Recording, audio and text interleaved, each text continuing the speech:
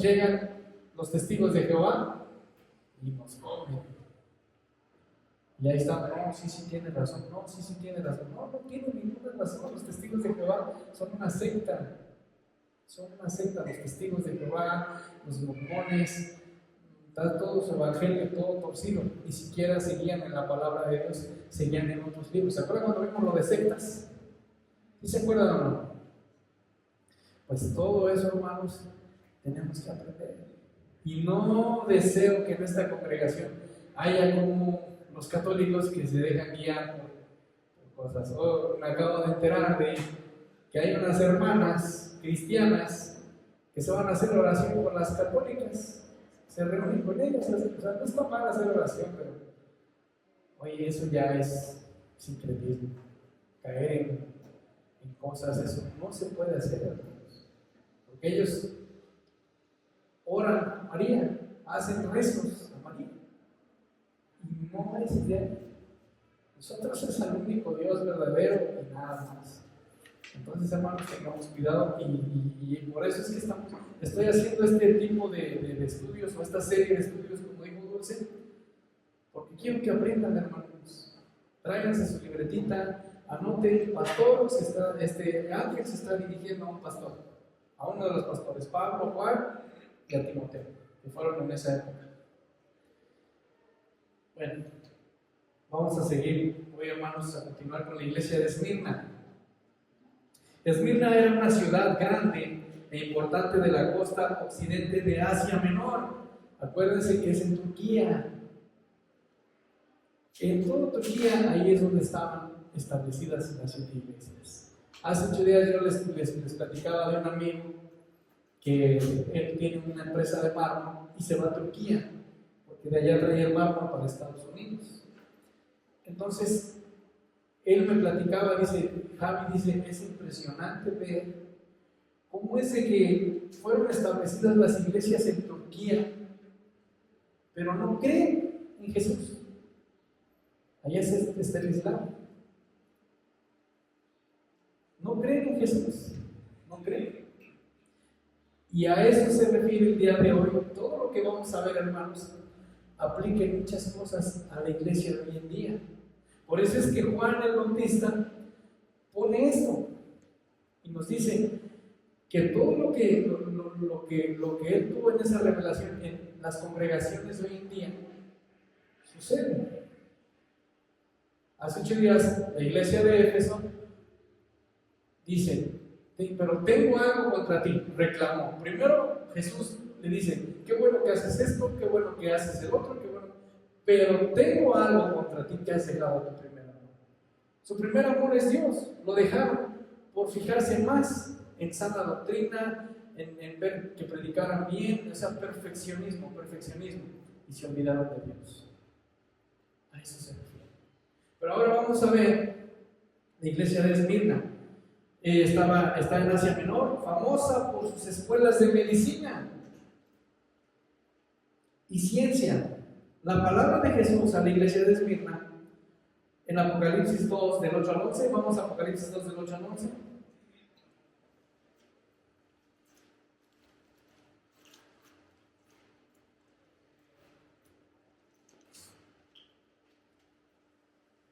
¿Ya lo tenemos? Lo van siguiendo con la mirada.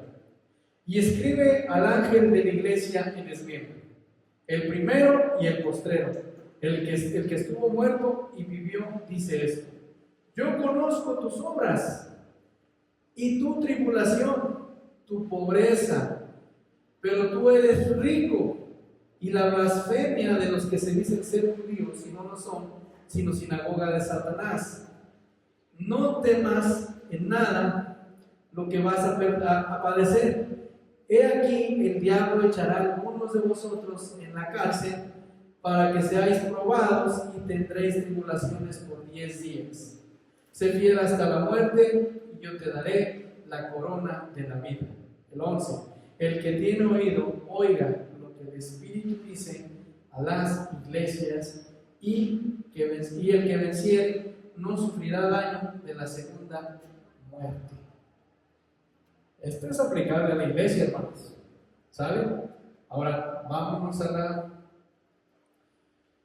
Ok. Esmirna, en Apocalipsis 2, ofrece una visión de la vida de una congregación del siglo I y tiene muchas aplicaciones para los creyentes hoy en día. El mensaje procedía del Señor Jesucristo, donde dice: el primero y el postrero, el que estuvo muerto y vivo, dice esto. Se está refiriendo a Jesús. Apocalipsis 2:8. La identidad del primero y del postrero, del resucitado, solo podía ser Jesucristo. Y esto lo podemos ver en Apocalipsis 22:13. ¿Qué nos dice Apocalipsis 22:13?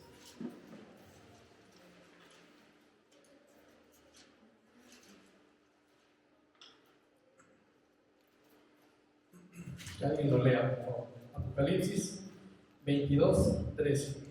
Yo soy el alfa y el omega, el principio y el fin, el primero y el último. Gracias. A eso se está refiriendo Juan. Ahora, hermanos, podemos ver que Jesús comienza reconociendo sus tribulaciones de la iglesia de Esmirna. Y dice así: yo conozco tus obras y tu tribulación y tu pobreza, pero eres rico.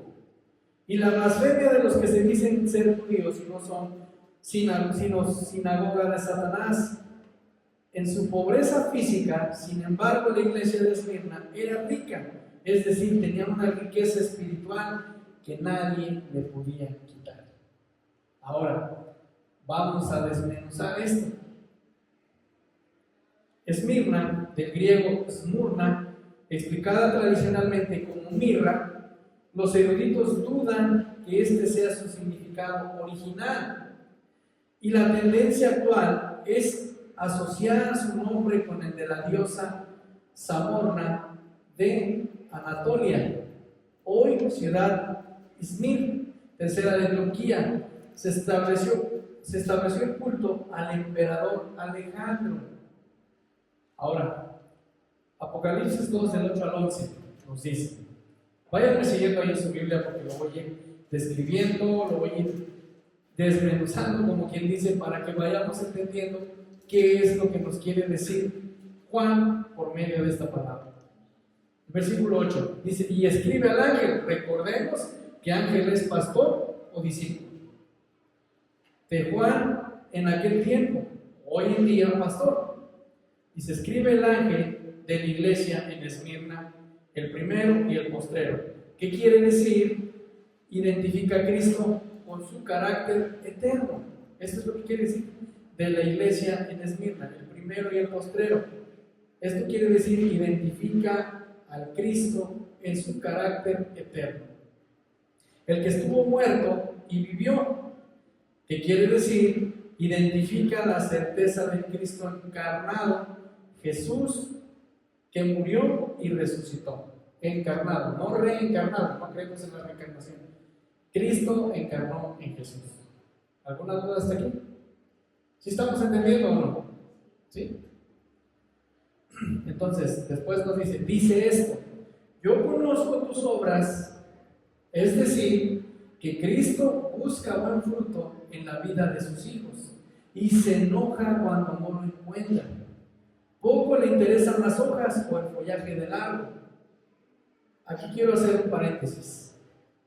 Cuando tenemos un árbol de duraznos y tiene muchas flores, muchas hojitas, está bien frondoso, pero no da fruto. ¿Te sirve de algo ese fruto? De adorno nada más. O sea, si hay muchos cristianos que son de adorno. Y Jesús sí se molesta porque no dan fruto. Hay hermanos que dicen: tengo 30, 40 años en el Evangelio. Pues quítate, hermano, porque estás estorbando. Hay hermanos que tienen 20, 30, 40, 50 años en el Evangelio y no se saben ni los 10 mandamientos. No se saben ni el Pentateuco. No se saben ni los primeros libros de la Biblia.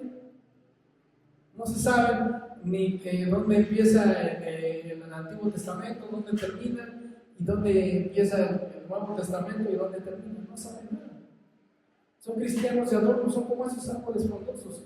Dios busca frutos, no hojas. ¿Sí estamos entendiendo? Entonces Jesús se enoja cuando no lo encuentra. Poco le interesan las hojas o el follaje del árbol, pero se goza cuando encuentra fruto. Esta iglesia tenía buenos frutos y no se habían dado cuenta, la iglesia de Esmirna, que tenía buenos frutos. También nos dice en Apocalipsis, y tu tribulación. ¿Qué quiere decir? Que estaba pasando tiempos terribles de persecución de la iglesia de Esmirna. También nos dice, y tu pobreza, pero tú eres rico. Jesús le está diciendo esto. Esto de pobre se refiere a pobre en cuanto a recursos materiales. ¿Sabes cuántas congregaciones habemos que no hay recursos materiales?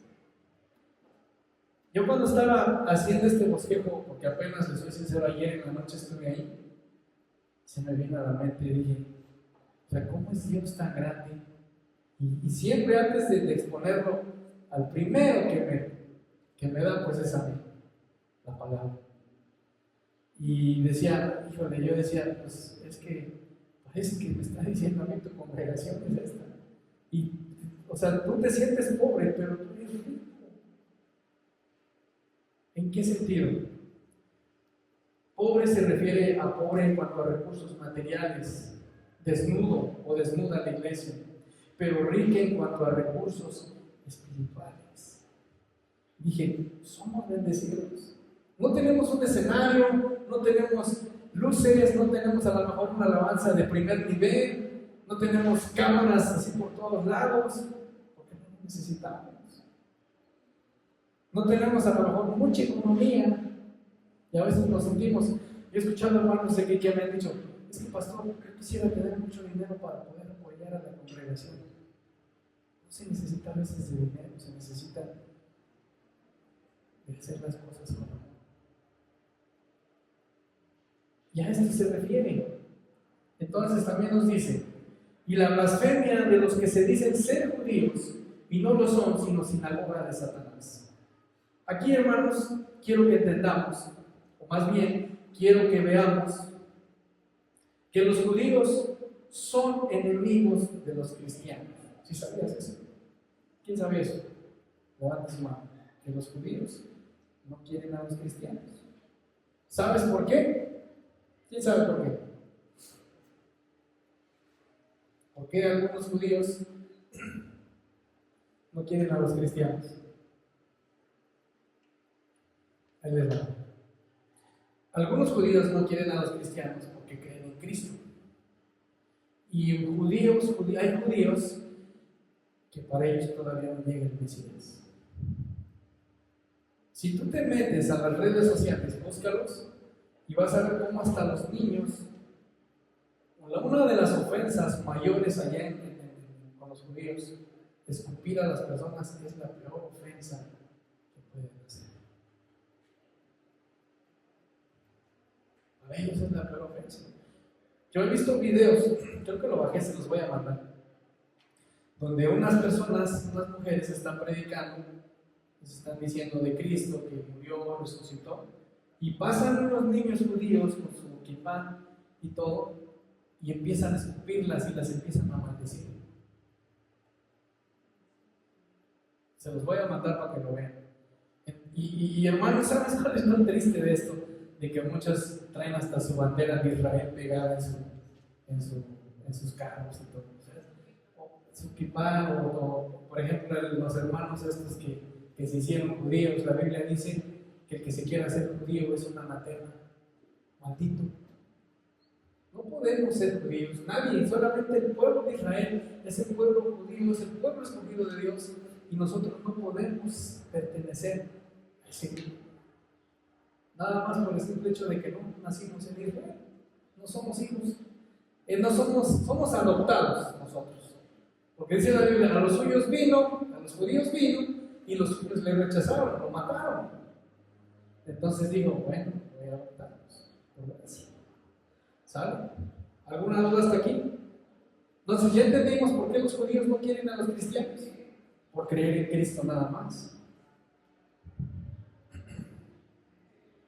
Entonces dice, los judíos son enemigos de los cristianos y lo que hacen en contra de ellos lo hacen en el nombre de Dios, Cristo quiere decir que no son seguidores de Dios, sino del diablo, al haber hipocresía en sus corazones. A esto se refiere cuando dice, si no son sinagoga de Satanás, hipocresía en sus corazones. ¿Saben? Apocalipsis 2:10 dice, no temas en nada lo que vas a padecer. Aquí, hermanos, Jesús les dice, y nos dice a nosotros también, tu confianza en mí asegurará la protección de mi mano. Estamos protegidos por Dios. Después ahí mismo en el 10 dice, he aquí, el diablo echará a algunos de vosotros en la cárcel para que seáis probados y tendréis tribulación. Aquí viene lo bueno, hermanos. Antes de pasar a esto, quiero que entendamos esto, porque aquí viene, tenemos que entender esto, porque también esa es escatología. Nos habla sobre años, nos habla sobre días, y ahorita vamos a entender por qué. Entonces, lo que acabo de decirles, que nos dice, aquí el diablo echará a algunos de vosotros en la cárcel para que seáis probados y tendréis tribulación. Esto quiere decir que Satanás dirigió su estrategia de guerra contra los cristianos, aconsejando a malos judíos, confabulándonos con malos gentiles para llevar a cabo la obra de destrucción sobre la iglesia de Esmirna. Porque los romanos tenían el poder civil y este poder era pagano y las cárceles eran del dominio de ellos. O sea, los romanos controlaban todo. Ahora en el versículo 10 dice también, por 10 días, aguas aquí. Aquí ya viene esto, quiero que entendamos esto. Aquí cada día profético representó un año y los pasajes de Números 14:34. Vamos a Números 14:34.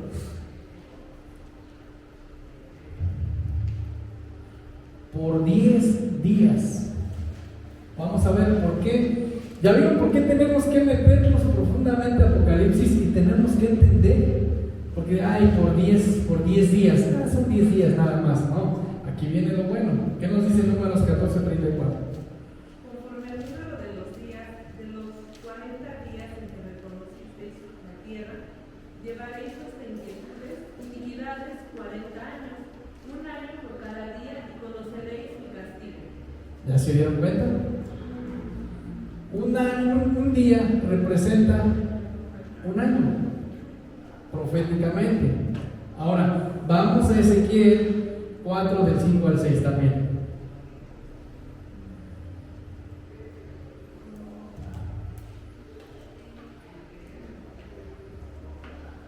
Ezequiel 4, del 5 al 6.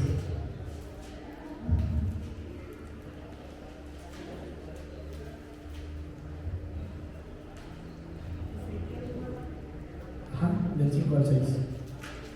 ¿Qué nos dice? Yo te he dado los años de tu maldad por el número de los días, 390 días, y así llevarás tu maldad de la casa de Israel. El 6. Cumplidos estos, te acostarás sobre tu lado derecho segunda vez, y llevarás la maldad de la casa de Judá 40 días. Día por año te lo he dado. Gracias. ¿Nos damos cuenta? Proféticamente en Apocalipsis, un día es un año. Y si nos vamos a la Biblia también, las 70 semanas de Daniel, igual son profecías. ¿Sí estamos entendiendo? ¿Alguna duda? Quiero que saquen sus dudas. Si tienen alguna duda, díganmelas. ¿No? Es difícil entender esto, pero proféticamente es por eso que les digo, tenemos que entender lo que la palabra de Dios nos dice en Apocalipsis. Tenemos que entender cuáles son las profecías, la escatología, todo lo que está pasando, teología, vienen muchas cosas que tenemos que aprender. Pues por eso se los estoy así como desmenuzando poco a poquito, porque quiero que entendamos.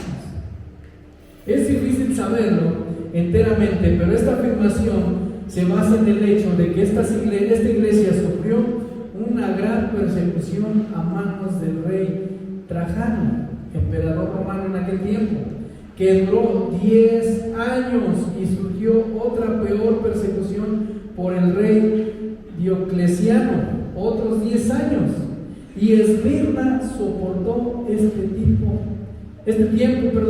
fiel a Dios. O sea, los años que le profetizaron, 10 años primero y luego 10 años más, Esmirna tuvo persecución y lo soportó, porque eran ricos espiritualmente. Hoy en día podemos verlo con las congregaciones. Podemos irnos al lugar más peligroso para los cristianos, que es Corea del Norte.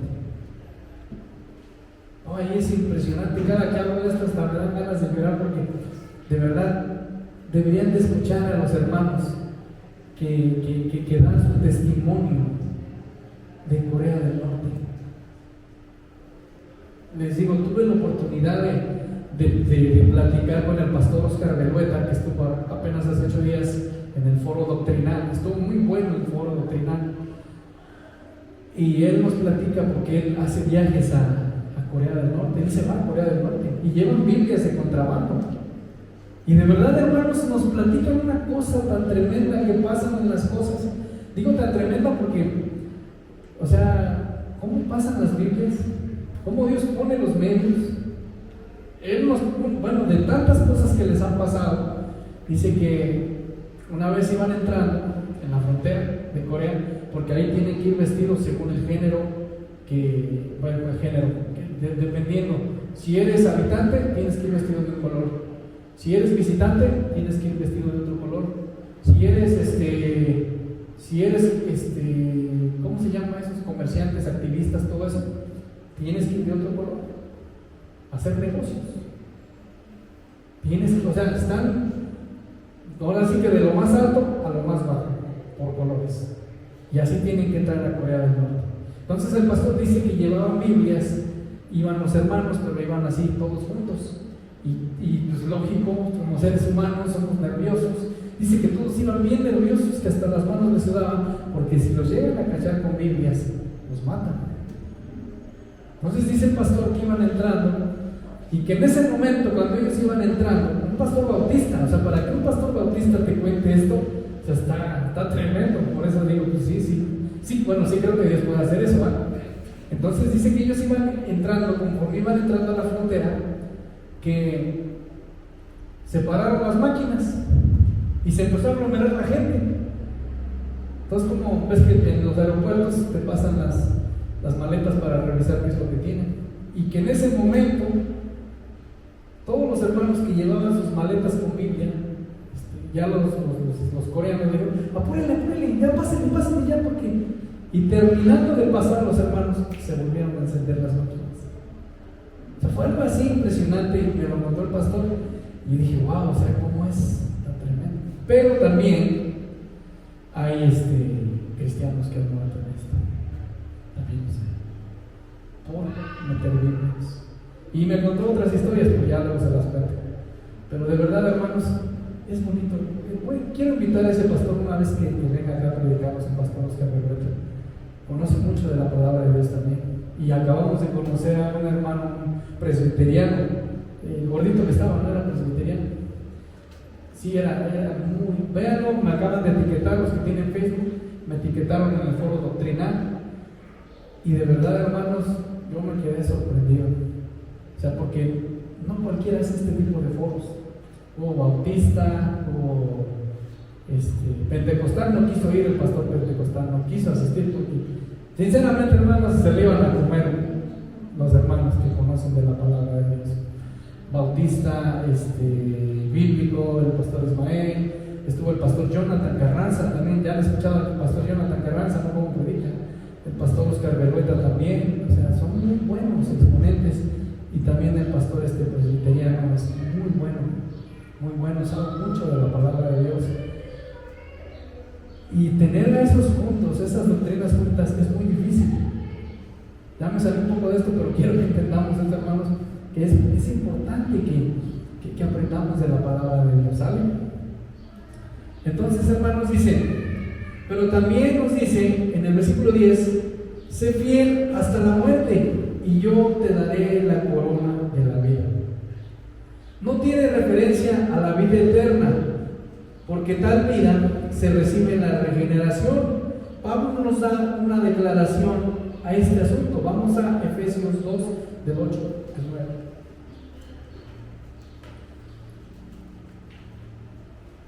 Efesios 2, del 8 al 9. ¿Qué nos dice? No se está refiriendo a la vida eterna. Ahorita vamos a ver a qué se refiere. ¿Qué nos dice Efesios 2, del 8 al 9? Porque por gracia sois salvos por medio de la fe, y esto no de vosotros, pues es don de Dios, no por obras para que nadie se gloríe. Gracias.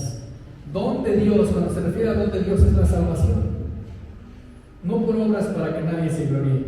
La corona de la vida es lo que uno recibe por causa de su fidelidad a Dios. La vida en Cristo es una cosa presente, pero la corona de la vida es algo que recibiremos cuando el Rey de Reyes premie a sus fieles que están con Él. La vida en Cristo es un don inmerecido, que es la gracia, pero la corona de la vida es un pago por lo que uno haga y merezca. ¿Sí estamos entendiendo? Entonces ya entendimos que proféticamente en Apocalipsis lo que dice, un día es un año. Ahora ya entendimos lo que es la corona de la vida. ¿Alguna duda hasta aquí? Por último dice en Apocalipsis 2:11, el que tiene oído, oiga lo que el Espíritu dice a la iglesia. El que venciere no sufrirá daño de la segunda muerte. Aquí viene otro tema muy importante. No se duerman, hermanos. No, pero ya casi. Quiero que entendamos esto. El que tiene oído, oiga que el Espíritu dice a la iglesia. El que venciere no sufrirá daño en la segunda muerte. Para entender este concepto, debemos entender el concepto de muerte. ¿Qué entendemos por muerte?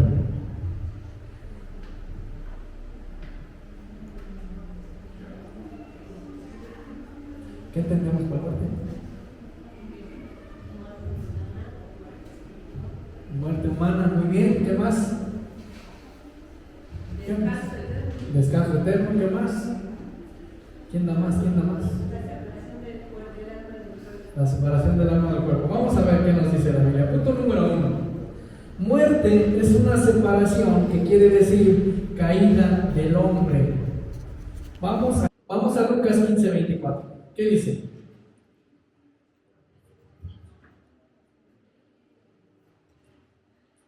Lucas 15:24. ¿Qué nos dice?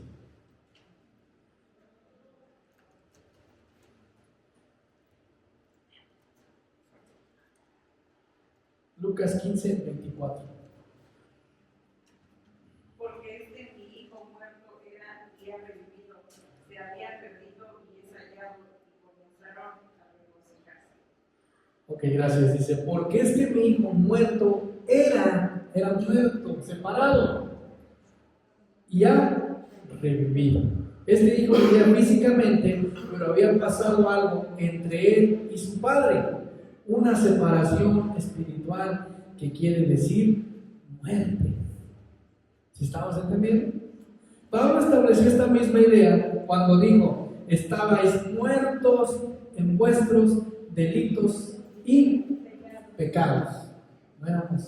Estábamos muertos cuando no conocíamos de Cristo, estábamos separados de Dios. ¿Sí estamos entendiendo? Eso nos dice en Efesios 2:1. Ahora, y Él os dio vida a vosotros cuando estabais muertos en vuestros delitos y pecados. Por eso es que dice también un texto más adelante, de muerte a vida. ¿Cómo vive una persona que no conoce de Cristo? ¿Han visto los muchachos que andan en la calle, que están bien mal?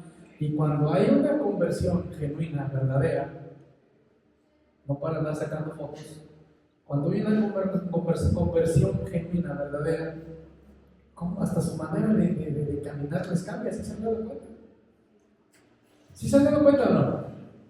O personas que reciben a Cristo como eran antes. Reciben a Cristo, empiezan a hacer la voluntad de Dios y hasta en su manera de caminar cambia, se transforma. ¿Sale? ¿Alguna duda hasta aquí? ¿No? ¿Levanta su mano? Esta declaración significa separación de Dios entre Él y nosotros, porque el pecado no puede habitar en lo santo. ¿Qué se refiere santo? Apartado del pecado. La palabra santo se refiere a apartado del pecado. No puede vivir algo malo. El Espíritu Santo no puede morar en algo incorrecto. ¿Estamos entendiendo? Físicamente el pecador tiene tanta vida como el justo, pero está muerto espiritualmente. ¿Por qué? Porque lo acabo de decir. Físicamente parece que vivimos igual, pero espiritualmente está muerto. ¿Por qué? Está separado de Dios. Muy bien, si estamos aprendiendo. Está separado de Dios. Punto número 2. La segunda muerte. La segunda muerte significa separación eterna de Dios, del cielo, de todo lo bueno y de todos los justos. Vamos a 2 de Tesalonicenses 1, del 5 al 10. Si alguien lo puede leer fuerte y claro, 2 de Tesalonicenses 1, del 5 al 10.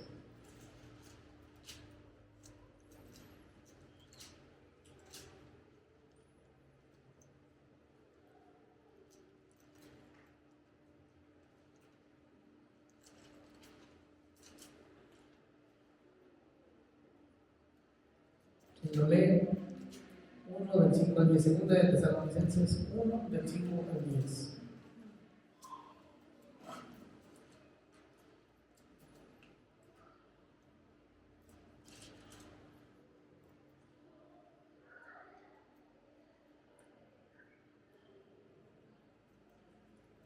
¿Qué nos dice?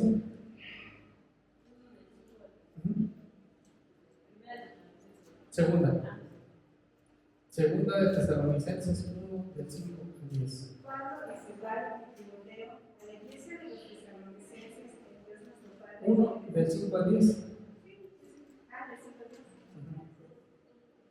No os acordéis que cuando estaba todavía con vosotros. No, hermano. Esto es demostración del justo juicio de Dios para que seáis dignos. Otra vez desde el principio. Esto es demostración del justo juicio de Dios para que seáis tenidos por dignos del reino de Dios, por el cual asimismo padecéis, porque es justo delante de Dios pagar con tribulación a los que os atribulan, y a vosotros que sois atribulados, daros reposo con nosotros cuando se manifieste el Señor Jesús desde el cielo con los ángeles de su poder, y en llama de fuego para dar retribución a los que no conocieron a Dios ni obedecen al Evangelio de nuestro Señor Jesucristo, los cuales sufrirán pena y eterna perdición, excluidos de la presencia del Señor y de la gloria de su poder, cuando venga en aquel día para ser glorificado en sus santos y ser admirado en todos los que creyeron, por cuanto nuestro testimonio ha sido creído entre vosotros. Gracias. La muerte segunda es una cosa horrible, hermanos, y segura para los que están fuera de Cristo. La muerte segunda es esta. Pero no tendrá poder sobre los redimidos, los que estén en Cristo, porque el que se encuentra en Cristo no recibirá condenación del juicio. Vamos a Juan 5:24. Dice: de cierto os digo, el que oye mi palabra y cree al que me envió, tiene vida eterna y no vendrá a condenación, mas ha pasado de muerte a vida. Si estamos entendiendo, la muerte eterna es el infierno, la segunda muerte.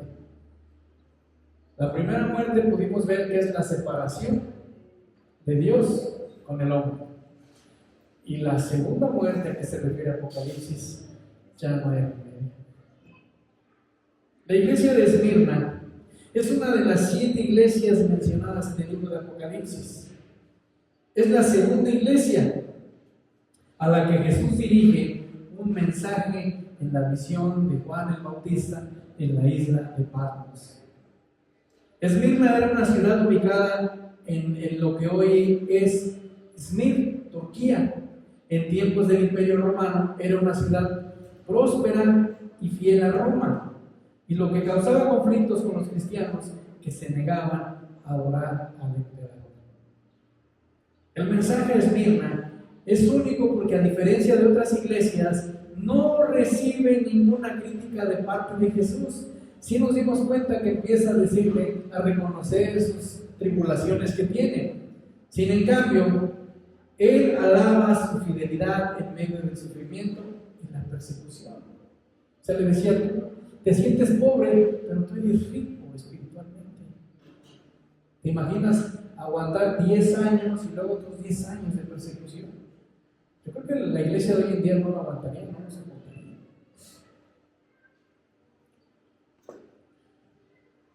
Algunos elementos claves de todo este contexto: presentación de Cristo. Es el principio, ¿cómo dice? El alfa, la omega, el principio y el fin. Punto número 2, reconocimiento del sufrimiento. Jesús está reconociendo su sufrimiento.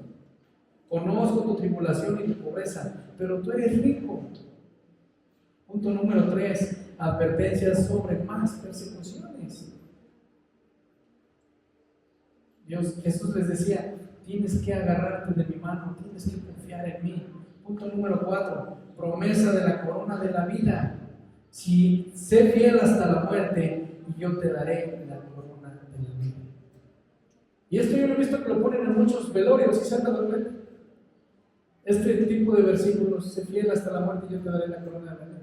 Pero no, el hermano muere e inmediatamente recibe su corona de la vida. No, hermanos, todos tenemos que pasar ante el tribunal. Punto número 5, recompensa para los vencedores. ¿Quién quiere ser vencedor? Quiero ser vencedor. Ya no quiero la muerte segunda. La segunda muerte representa la condenación eterna, de la cual los fieles estarán a salvo. ¿Qué podemos entender hoy y aplicarlo a la iglesia? La fidelidad en la persecución. A pesar de las dificultades, la iglesia de Esmirna permaneció fiel. Otro punto, las riquezas espirituales son más importantes que las materiales. Otro punto, la esperanza en la vida eterna. El sufrimiento en la tierra es temporal, pero la recompensa es eterna. Así que, hermano, yo sé que hay muchos que tenemos tribulaciones todos los días.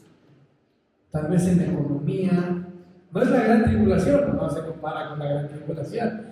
No, hermanos, tenemos tribulaciones momentáneas, dice Pablo. Todos tenemos tribulaciones. La iglesia de Esmirna nos enseña que aunque los cristianos pueden enfrentar pruebas y persecuciones, Jesús nos conoce, nos fortalece y nos da la victoria al final. Amados hermanos, podemos ver cómo es que hoy en día vivimos como la iglesia de Éfeso, algunas congregaciones, y otras vivimos como la iglesia de Esmirna. Pobres en lo material, pero ricos espiritualmente. Aunque en medio de las tribulaciones o lo que venga o ha de venir, debemos estar firmes en Cristo, que es nuestra roca. ¿Alguna duda, hermanos? ¿Cuántos quieren tener una mega iglesia grande? ¿Cuántos quieren tener un escenario con luces? ¿Cuántos quieren eso? Yo sí lo quisiera, pero jamás perderme de lo que Cristo tiene para nosotros. Entonces nos damos cuenta que sí es aplicable a la iglesia, lo que estamos viendo. Por último, acompáñame a 1 de Pedro 4:13.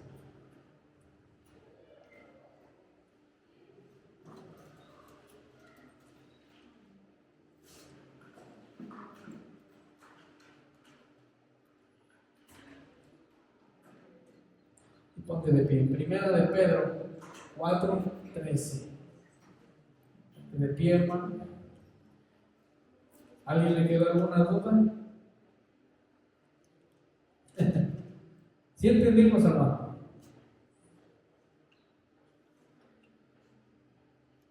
¿Qué nos dice 1 de Pedro 4:13? Lo vamos a leer todos juntos, pónganse de pie. Y dice así: sino gozaos por cuanto sois participantes de los ¿qué?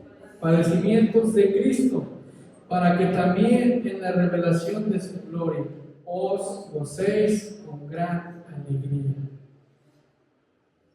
¿Sí entendimos? ¿Cuántos quieren ser galardonados? Yo quiero ser galardonado. Imagínense cuando estamos delante de la presencia de Dios. Hermana Jessie, venga, le tocan 7 coronas. Hace mucho. Hermana Maribel, le tocan 15 coronas. ¡Qué padre! Hermana Paulina, 30 coronas. Imagínense. ¡Qué padre los galardones que Dios da! Por tu fidelidad, y Dios te empieza a nombrar, y te empieza a decir por el amor que tuviste, o te diga, como dice en uno de los evangelios, siervo fiel, en lo poco, bueno, primero te les va a decir, siervo fiel, en lo poco fuiste fiel, en lo mucho te pondré, entra al gozo de tu Señor. O que te diga, apartados de mí, hacedores de pecado. ¿Quieres estar a la derecha o a la izquierda? Yo quiero estar a la derecha. Entonces, hermanos, quiero que entendamos esto. No somos ricos en material, pero en espíritu estamos millonarios en Cristo. Amén.